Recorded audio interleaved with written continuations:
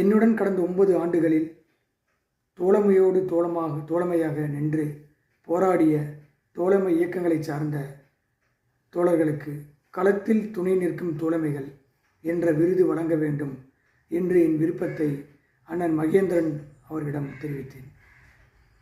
அந்த யோசனையை முழு மனதுடன் வரவேற்ற அவர் அதையும் தாண்டி தனது நீண்ட நாள் கனவை என்னுடன் பகிர்ந்து கொண்டார். நமது கட்சிக்காக வழக்குகளை சந்தித்த முன்னணி தோழர்களை தனியாக கௌரவிக்க வேண்டும், அவர்களுக்கு பொற்கிளி மற்றும் விருது வழங்க வேண்டும், இது என்னுடைய நீண்ட நாள் ஆசை என்று அவரது எண்ணத்தை என்னிடம் வெளிப்படுத்தினார். இந்த நிகழ்வு இயக்கத்தின் தியாக வரலாற்றை போற்றும் நிகழ்வாக இருக்க வேண்டும் என்று என்னிடம் அவர் கூறினார். அதை மிகுந்த ஒழுங்குடனும் அமைதியாகவும் நடத்த வேண்டும் என என்னிடம் வலியுறுத்தினார். இதோடு மட்டுமல்லாமல் மாவட்ட செயலராக பொறுப்பேற்ற உடனேயே ராசிபுரம் தொகுதி மாவட்டத்தில் விடுதலை சிறுத்தைகள் கட்சிக்கென தனி அலுவலகம் அமைக்க வேண்டும் என அவர் விரும்பினார்.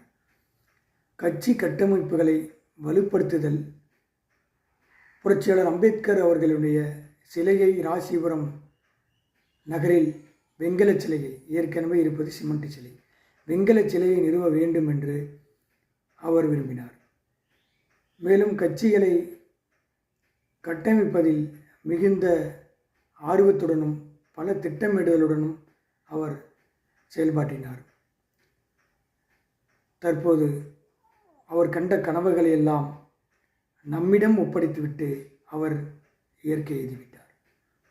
ஒரு மனிதர் மறைந்து விடலாம், ஆனால் அவர் விதைத்த லட்சியங்கள் மறையக்கூடாது. அண்ணன் இரா மகேந்திரன் அவர்கள் கண்ட கனவுகள் நிறைவேறும் போதுதான் அவரது வாழ்க்கை போராட்டத்திற்கு நாம் உரிய மரியாதை செலுத்தியவர்களாக இருப்போம். அவருடைய கனவுகளை நனவாக்குவது இன்று நம்முடைய அரசியல் கடமையும் வரலாற்று பொறுப்புமாகும்.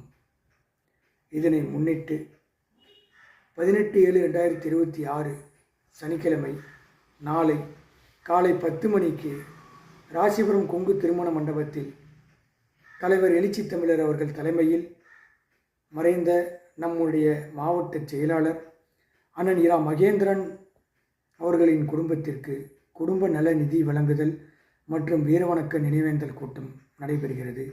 அண்ணன் எழுச்சி தமிழர்கள் தலைமையில் மாவட்ட நிர்வாகத்தின் அறிவுறுத்தலின்படியும் வெண்ணந்தூர் மேற்கு ஒன்றிய ஆலோசனை கூட்டத்தில் எடுக்கப்பட்ட தீர்மானத்தின்